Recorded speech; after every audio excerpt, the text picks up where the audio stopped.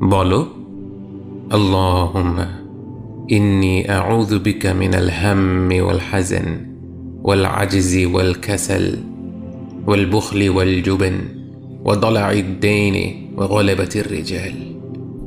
হে আল্লাহ, নিশ্চয়ই আমি আপনার আশ্রয় নিচ্ছি দুশ্চিন্তা ও দুঃখ থেকে, অপারগতা ও অলসতা থেকে, কৃপণতা ও ভীরুতা থেকে, ঋণের ভার ও মানুষদের দমন পীড়ন থেকে।